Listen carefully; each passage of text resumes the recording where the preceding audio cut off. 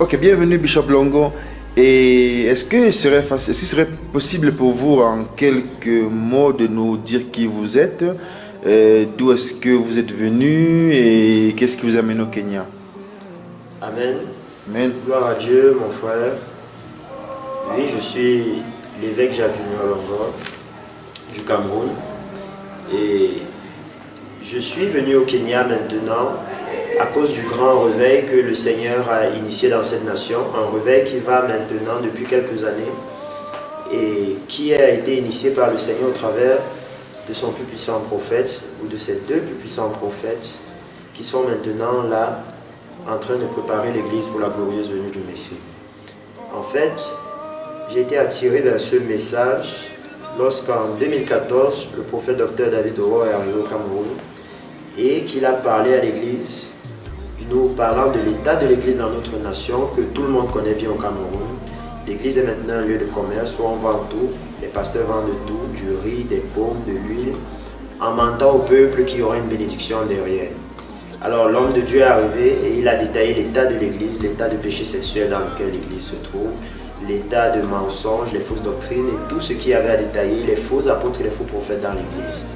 Alors après que j'ai pu regarder ce message, après que l'homme de Dieu soit parti, j'ai été frappé par le message, mais aussi par le messager et ayant compris que voilà le vrai prophète de l'Éternel, j'ai donc décidé de me soumettre à ce message en commençant par me repentir et en cherchant à en connaître plus. Et lorsque j'ai essayé de connaître plus, je suis tombé sur ce grand réveil, ce réveil qui conduit maintenant près de 20 millions de personnes qui sont en train de se préparer pour la glorieuse venue du Messie, avec d'énormes visitations du Seigneur comme celle qu'on a vue à la cour cette fois-ci. Je ne sais pas s'il y avait une autre question, mais fondamentalement pour ce qui concerne la raison de ma venue ici, c'est ce puissant et glorieux réveil qui est maintenant en train d'aller au travers des nations et surtout le fait que je devais être consacré comme évêque dans ce ministère. Ok, merci beaucoup évêque.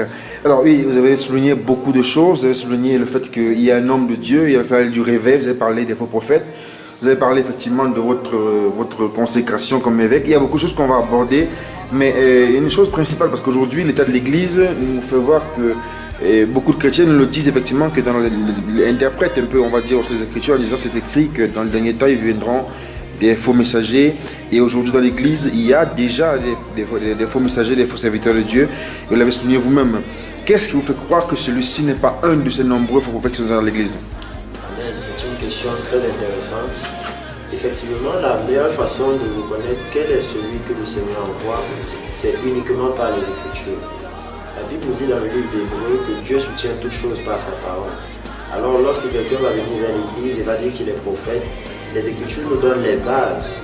Les Écritures nous déclarent que si quelqu'un dit quelque chose et que cela ne s'accomplit pas, alors cet homme-là n'est pas un prophète. Et les Écritures nous révèlent de la même façon que lorsque quelqu'un dit quelque chose et même que cela vienne à l'accomplissement, s'il ne nous conduit pas vers le Seigneur, alors nous ne devons pas l'écouter, car ce n'est pas un prophète.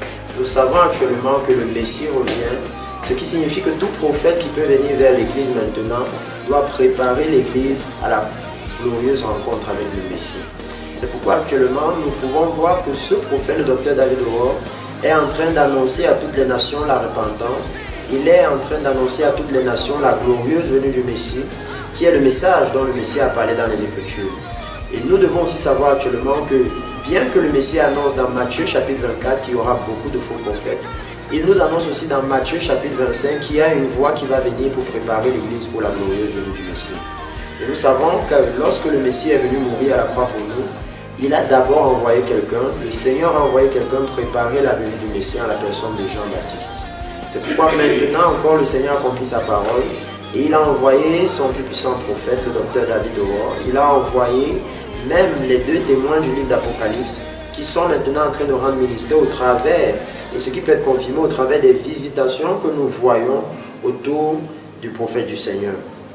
Donc actuellement, l'Église peut simplement se baser sur les Écritures parce que Dieu qui a dit il y aura des faux prophètes et qui a dit il y a une voix qui va venir, n'a pas laissé l'Église orpheline. Il a laissé l'Église avec sa parole, il a laissé l'Église avec son esprit. Il y a les marques dans la Bible qui nous permettent de reconnaître qui est le serviteur de l'Éternel et qui ne l'est pas.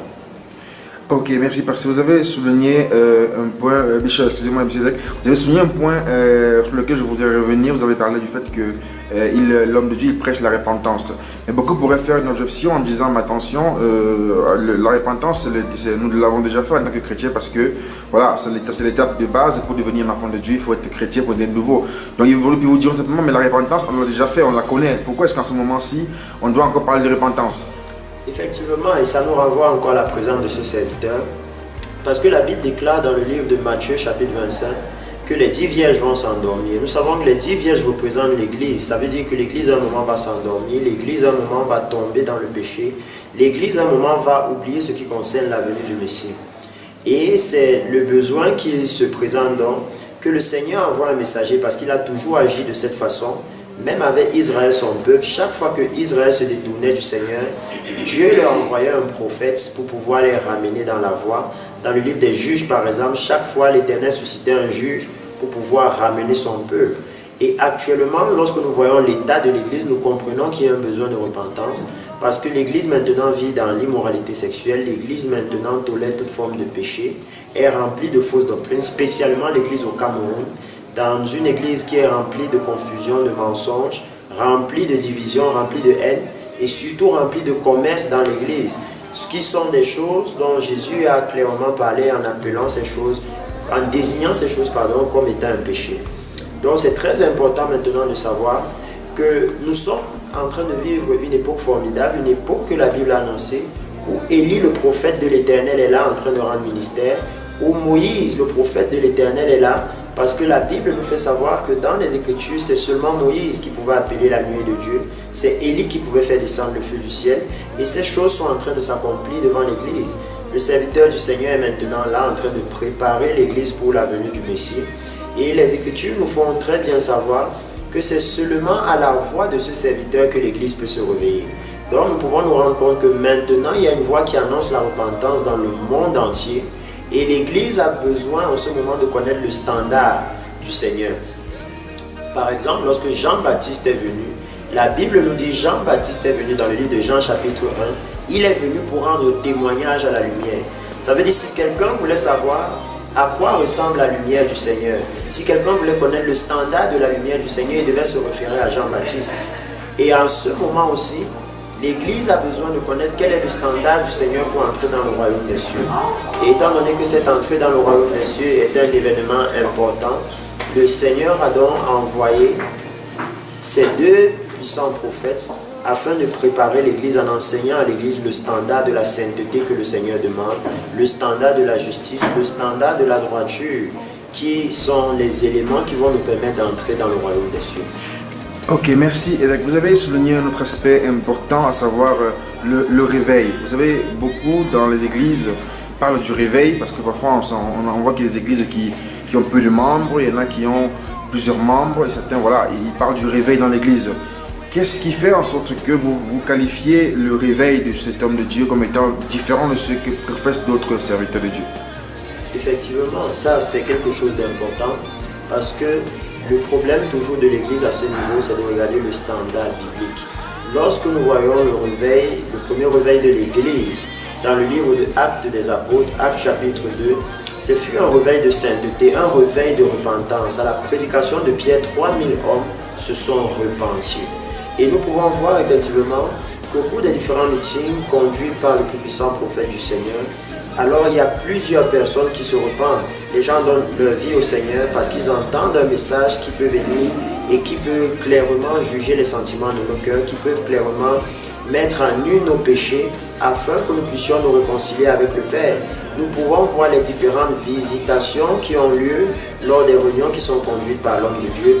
Et toutes ces choses nous montrent effectivement que voilà les signes du réveil, parce que nous pouvons voir les caractéristiques dans le livre de Actes des Apôtres. La multitude qui revenait au Seigneur, quelque part dans le livre de Actes, on va même vous dire qu'une foule de sacrificateurs s'était convertie au Seigneur. Nous pouvons voir d'autres marques du réveil, tels que les signes et les prodiges qui accompagnent les serviteurs que le Seigneur utilise pour cela.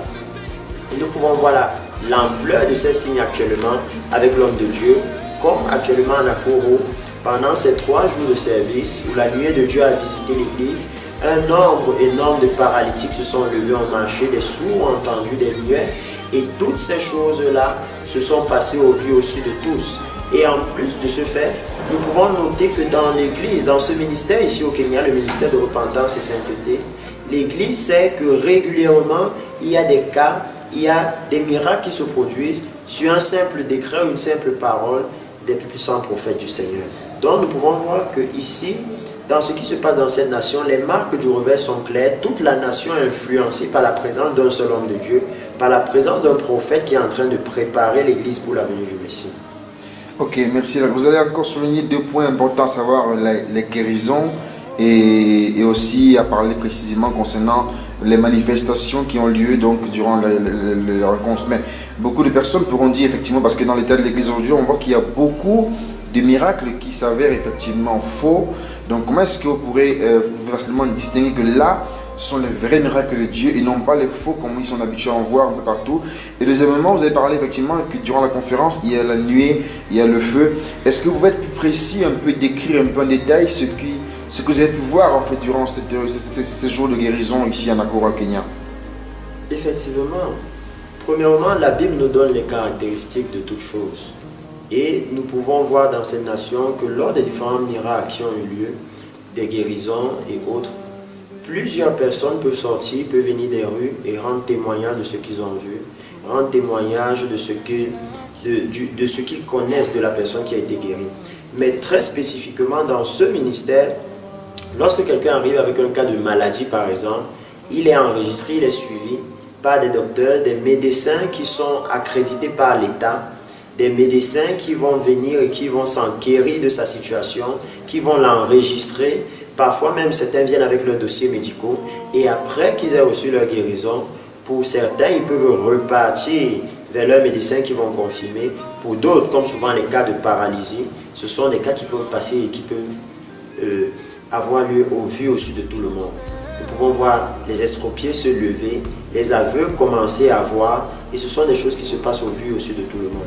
Et même, très important, c'est la célébration qui s'ensuit souvent. Parce que nous savons que dans l'Église, qui maintenant ne veut pas se préparer pour la venue du Messie, généralement lorsqu'il y a ces cas de faux miracles, lorsque vous essayez d'étudier la chose, parfois même le voisin n'est pas au courant de la maladie que celui dont on dit être guéri avait. Personne n'est au courant. Et en ce moment, le Seigneur n'est même pas glorifié par cette guérison parce que ce n'est que l'Église qui sait ce que la personne avait et que la personne a été guérie. Pourtant, lorsqu'on regarde les Écritures, lorsque l'aveugle né a commencé à voir quand le Seigneur Jésus était là, tout Jérusalem était secoué. Lorsque l'homme au pied impotent s'est levé à la porte de qu'on appelait la Belle, toute la ville a été secouée, tout le monde pouvait être au courant. C'est ça l'ampleur des réels miracles que le Seigneur opère. Ça ne peut pas être quelque chose qui reste caché, qui reste comme le témoignage d'une église, juste afin d'attirer des personnes. Mais c'est quelque chose qui doit être connu, qui doit être publié afin que le monde entier sache que le Messie revient et que c'est le moment de se préparer dans la sainteté. Parlant maintenant des autres signes, lors de ce meeting, il y a eu plusieurs signes dont j'ai été personnellement témoin et certains que j'ai même personnellement filmés, comme la nuée de Dieu, la gloire de Dieu qui descendait, qui passait au travers du soleil et qui se posait sur le lieu de la réunion, qui se posait sur les deux prophètes du Seigneur. Il y a cette nuée de Dieu qui a visité et qui est venue très proche du lieu de la réunion pendant qu'il y avait la conférence des pasteurs. Et ce sont des choses que tout le monde peut filmer, ce sont des choses qui se passent au vu, au su de tout le monde et qui attestent encore à l'Église maintenant ce que les Écritures disent concernant le messager qui doit venir. Parce que la Bible dit dans Ésaïe chapitre 40 à partir du au verset 5 particulièrement, que lorsque le messager qui prépare le chemin pour la venue du Messie va arriver, la gloire de l'Éternel va se manifester et tout œil verra cette gloire. Maintenant sur Internet, partout, les gens peuvent voir les visitations du Seigneur, la nuée de Dieu du temps de Moïse, avec nos yeux humains. On peut la voir maintenant. Ça veut dire que le Seigneur est en train d'accomplir ce qu'il a promis à l'Église et que c'est réellement le moment maintenant pour chacun d'entre nous de pouvoir se débarrasser de toute forme de péché et se préparer dans la sainteté pour la venue de Jésus. Ok, merci évêque. Vous avez souligné également le fait que voilà, vous avez eu beaucoup de manifestations durant cette réunion ici au Kenya, mais qu'est-ce que vous pouvez voir de différent dans l'état de l'Église ici au Kenya? Effectivement, et c'est à préciser, c'est l'état de l'Église dans le ministère de repentance et sainteté. C'est réellement énorme. Le rythme du réveil ici est énorme lorsque vous savez que dans cette nation, les hommes et les femmes de ce ministère ont réellement l'amour pour le Seigneur. Le changement qui a été opéré en eux est énorme. La façon de se revêtir pour les femmes, pour les hommes, beaucoup de décence, beaucoup de crainte de Dieu. Vous voyez l'amour pour le Seigneur, vous voyez des gens qui ont du temps disposé pour le Seigneur. Vraiment ça, c'est vraiment le lieu où on doit apprendre qu'est-ce que le réveil amène. Parce que l'homme de Dieu est venu dans la nation du Cameroun et il a annoncé que lorsque le réveil arrive, les hommes et les femmes ont la faim de Dieu. Ils ont envie de connaître Dieu, ils ont faim de Christ. Et dans cette nation, vous pouvez voir, nous sommes dans une nation où, dans ce ministère, les hommes et les femmes vont à l'église à 4 h du matin. Et souvent jusqu'à 18 h, ils sont encore là, en train de louer leur Dieu, en train de se repentir, en train de disposer leur temps pour aimer le Seigneur. C'est quelque chose qui actuellement ne se voit nulle part dans le monde, que des personnes puissent se réunir et pendant 3 jours durant adorer le Seigneur sans s'arrêter. Ça, c'est énorme. Il n'y a que le Saint-Esprit qui peut produire ça dans le cœur des gens. Généralement, dans le monde maintenant, tout le monde est très occupé et a à peine 10 minutes pour faire une prière. Mais dans cette nation, vous pouvez trouver une église où des hommes et des femmes se réunissent et adorent le Seigneur pendant près de 3 jours sans s'arrêter. Et pendant qu'ils le font, comme le plus puissant prophète du Seigneur l'a déclaré, le Seigneur visite son peuple, des aveugles voient, des paralytiques marchent et le peuple est béni par la grâce de Dieu. Ok, merci. Alors vous avez souligné au début, effectivement, vous avez parlé de la consécration, votre consécration. Effectivement, aujourd'hui, nous l'avons vu, le 2 janvier de cette année 2019, vous avez été consacré par le serviteur du Seigneur en tant qu'évêque, en tant que bishop, l'évêque pour le Cameroun. Qu'est-ce que cela signifie avoir été évêque, ordonné évêque aujourd'hui? Évêque, c'est simplement la responsabilité que le Seigneur donne à un serviteur qui l'envoie pour être responsable sur une certaine juridiction, responsable de l'Église.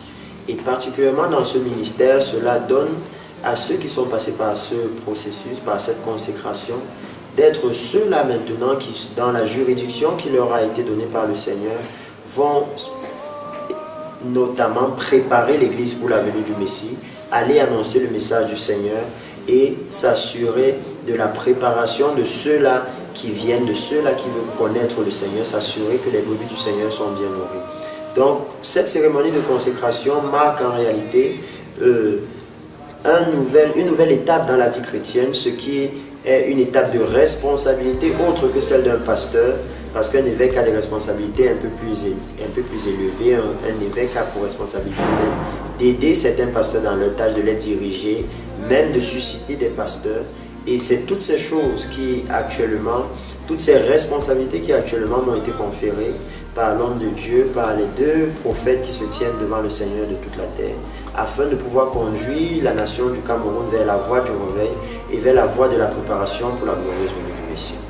Ok, oui, merci à Cédric. Vous avez souligné à plusieurs reprises, vous avez parlé tout à l'heure d'Élie, vous avez parlé de Moïse, vous avez parlé des témoins. Voilà, et il y en a beaucoup, qui ne comprendront pas en fait. Qu'est-ce que vous pouvez leur dire pour expliquer en fait en détail? Parce que voilà, on a affaire à une personne, mais vous parlez de 2 personnes, vous parlez d'Élie, de Moïse. Pourquoi est-ce que vous dites qui c'est Élie? Pourquoi vous parlez de Moïse? Pourquoi est-ce que vous parlez de démons de l'Apocalypse? Qu'est-ce que ça a à voir avec le serviteur de Dieu? Effectivement, ça a tout à voir parce qu'aujourd'hui, tout le monde peut voir sur Internet que l'homme de Dieu a déjà été dédoublé, les photos sont partout sur Internet. Et l'Église sait que la Bible annonce qu'il y aura 2 témoins qui vont venir rendre leur ministère, 2 prophètes, 2 oints du Seigneur qui vont venir dans le livre de Apocalypse chapitre 11.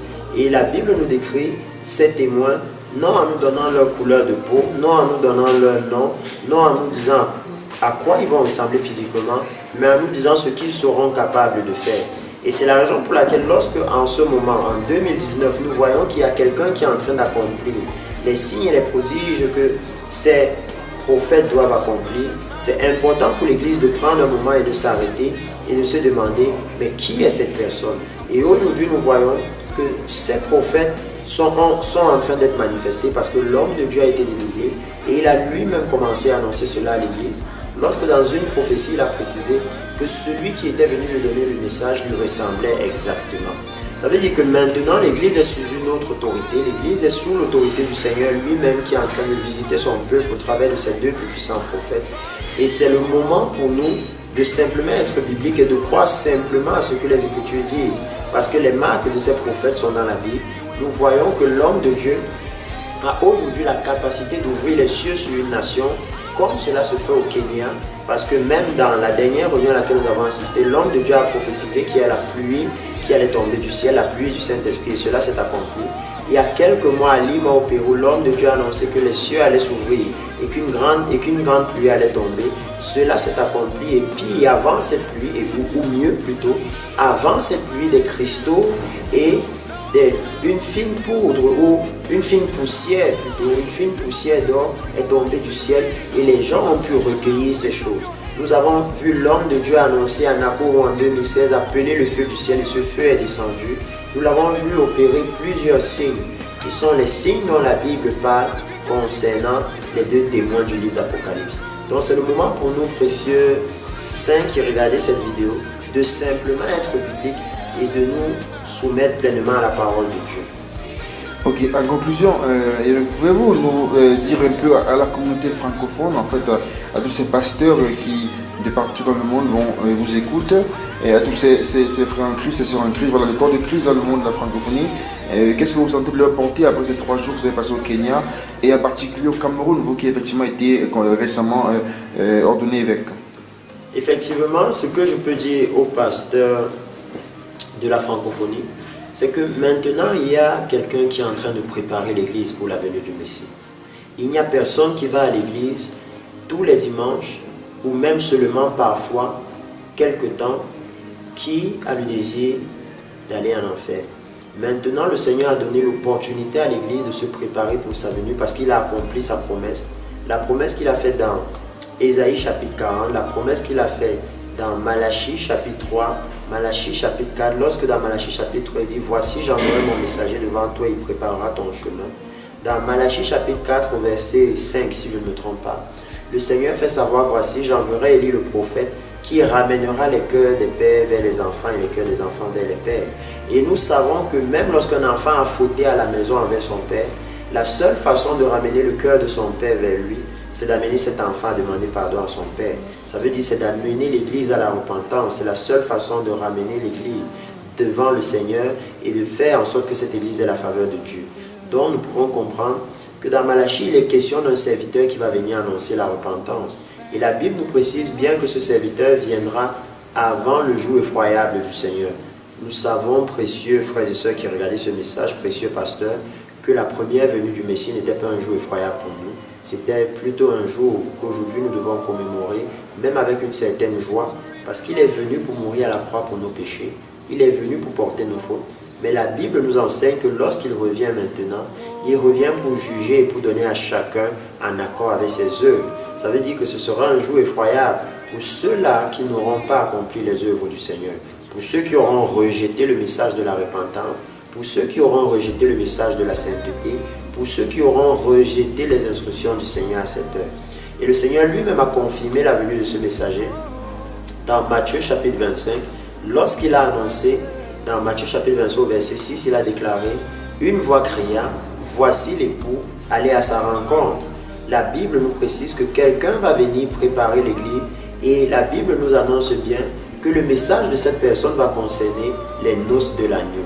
Et nous pouvons nous rendre compte maintenant, précieux saints qui suivez ce message, que l'homme de Dieu va dans le monde entier disant à l'église « J'ai vu les anneaux de mariage, j'ai vu le Messie venir pour enlever son épouse, alors préparez le vêtement de sainteté. » C'est effroyable lorsque nous écoutons ces choses, précieux saints, de nous rendre compte que malgré que cette voix est en train de crier, plusieurs d'entre nous, les pasteurs, nous avons choisi de prêcher un autre évangile, nous avons choisi de prêcher un évangile basé sur l'argent, basé sur la sorcellerie, et particulièrement au Cameroun, basé sur des fausses doctrines, des faux prophètes, des personnes qui s'auto-proclament prophètes, des personnes qui sont prophètes et pasteurs, prophètes et docteurs.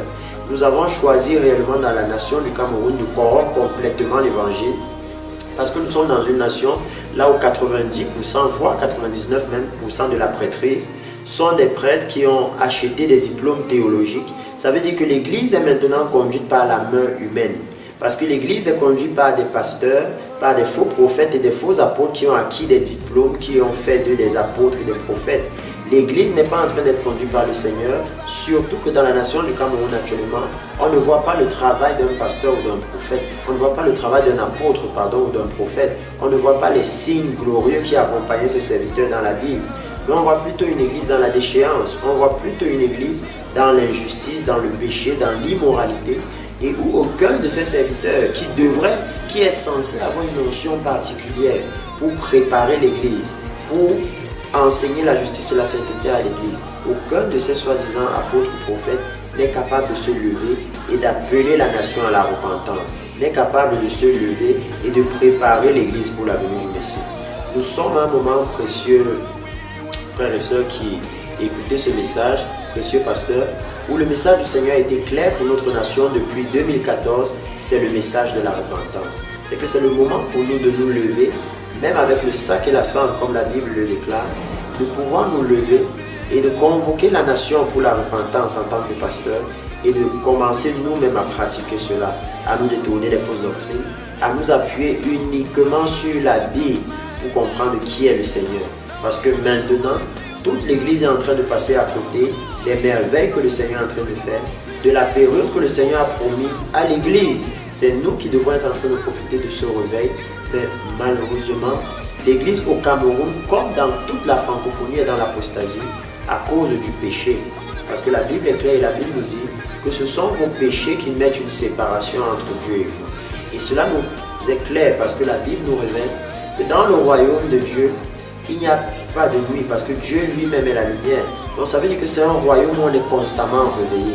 Ça veut dire que pour qu'il y ait le réveil, il faut, précieux pasteur qui écoutez ce message, que Dieu revienne au milieu de nous. Pour que Dieu soit au milieu de son peuple, il demande maintenant la repentance. Il demande de se détourner du commerce dans l'église, de se détourner de l'amour de l'argent, de se détourner de l'immoralité sexuelle, des fausses doctrines. Il demande clairement à ses pasteurs, ses faux apôtres, de renoncer à ces titres-là et de pouvoir simplement crier au Seigneur, de pouvoir lui demander de lui donner l'opportunité de le servir. Il demande de pouvoir se détourner des diplômes théologiques qui sont, et je l'ai souvent dit, même au Cameroun, qui constituent maintenant un péché parce que c'est le mensonge. C'est simplement se lever et dire que Dieu nous a envoyés alors que c'est un homme qui a signé un papier pour nous envoyer. C'est la raison pour laquelle nous ne pouvons pas voir les œuvres du Seigneur dans la nation du Cameroun actuellement, alors que, et même dans presque toute la francophonie, alors que le Seigneur est en train de faire de grandes œuvres. Ces deux puissants prophètes sont en train d'ouvrir les cieux sur les nations telles qu'on le voit. Les morts ressuscitent au Kenya comme Maman Rosa, comme le senior archbishop de ce ministère. Les estropiés marchent, les aveugles voient, les sourds entendent. Les femmes qui ont eu l'utérus retiré peuvent maintenant encore enfanter. Et même après cela, les médecins déclarent qu'elles ont des utérus normaux, que maintenant tout va bien, les tumeurs disparaissent, les maladies, tout type de maladies sont guéries dans cette nation. Pourquoi? Parce que cette nation, l'Église ici, a choisi d'embrasser la repentance. Ils ont choisi d'embrasser la sainteté et de recevoir le message et son messager. C'est pourquoi j'invite la nation du Cameroun en particulier, la francophonie en général, à pouvoir recevoir ce messager, à pouvoir recevoir le message de la repentance. C'est évident actuellement que la nation du Cameroun est dans le péché. Rien que l'état sécuritaire de la nation prouve qu'il y a un problème parce que jamais deux personnes qui marchent dans la justice n'entrent en guerre. Car la Bible déclare que le fruit de la justice, ce sera la paix. S'il n'y a pas la paix dans une nation, ça veut dire que cette nation est dans l'injustice. Et ça veut dire que certainement l'Église, qui est le lieu, qui est la demeure que Dieu a établie afin qu'il y ait la justice dans la nation, n'est pas en train de faire son travail. C'est pourquoi réellement je souhaiterais appeler la nation du Cameroun à la repentance maintenant, à ce que nous, les pasteurs, nous puissions nous lever, voyant l'état de l'Église, voyant l'état de la nation où tous les jeunes se tournent vers la drogue, la plupart d'entre eux, les jeunes femmes, même dans l'Église, se retrouvent enceintes à avoir des enfants sans époux. Nous voyons toutes ces choses, nous voyons comment la situation sociale de la nation se dégrade de plus en plus. Pourtant, dans notre nation, nous sommes censés avoir quelques centaines de soi-disant prophètes, quelques centaines de soi-disant apôtres, mais l'impact qui était celui des apôtres et des prophètes de la Bible n'est pas celui que nous voyons. Ça veut dire définitivement que nous sommes une nation qui est sous la déception, qui est vraiment sous la puissance de l'ennemi, la puissance du mensonge et de la tromperie. Et c'est pourquoi c'est le moment pour nous de revenir simplement au Seigneur, parce que c'est une opportunité qui nous est donnée maintenant et qui est donnée à toutes les nations francophones par le Seigneur lorsqu'il décide d'envoyer son serviteur en ce moment-ci, en ce moment précis où l'avènement du Messie est proche, parce que nous savons que les signes qui annoncent la venue du Messie se sont déjà accomplis. Le prophète du Seigneur a annoncé toutes ces choses, que ce soit la collision des étoiles dans le ciel, les différents ouragans que nous voyons, les tremblements de terre, les feux massifs dans les nations, toutes ces choses sont en train de s'accomplir telles que l'homme de Dieu les a annoncées. Et cela nous prouve, précieux saints qui suivent ce message, que l'avènement du Messie est proche. C'est le moment de se préparer et c'est surtout central de savoir qu'il a déjà envoyé le serviteur qui doit préparer l'Église et qu'actuellement, il a commencé cette œuvre, il est en train de la continuer, peut-être même déjà de l'achever. Et le réveil au Kenya ne fait que prendre de l'ampleur pendant que nos nations sont encore sèches. Dans nos nations, les cieux sont encore fermés. Il n'y a pas de visitation de la lumière de Dieu. Il n'y a pas de visitation de la pluie du Saint-Esprit. Tout simplement parce que nous avons refusé la repentance. Nous avons volontairement rejeté les instructions de Jéhovah au Cameroun pour continuer de suivre les faux prophètes et les faux apôtres. Ceux dont nous pouvons même nous rendre compte logiquement qui sont là depuis 10 ans. Mais la nation n'est pas plus juste qu'avant, la nation n'est pas plus sainte qu'avant, la nation n'est pas plus consciente des instructions et des exigences du Seigneur qu'avant. Donc je voudrais clore ce message en continuant d'appeler la nation du Cameroun et toute la francophonie à la repentance. Levons-nous, précieux peuple du Cameroun, et retournons au Seigneur comme les Écritures le disent, avec le sac et la cendre, et implorons sa grâce. Reconnaissons nos fautes devant lui, rejetons complètement le péché, et comme la Bible nous déclare, qui sait si derrière lui, il n'ouvrira pas les cieux et ne nous enverra pas la pluie du ciel, afin que nous puissions faire de grandes récoltes, afin, précieux pasteur qui écoutez ce message, que nous puissions préparer le peuple du Seigneur pour la venue du Messie. Merci beaucoup. Merci beaucoup, monsieur évêque, merci.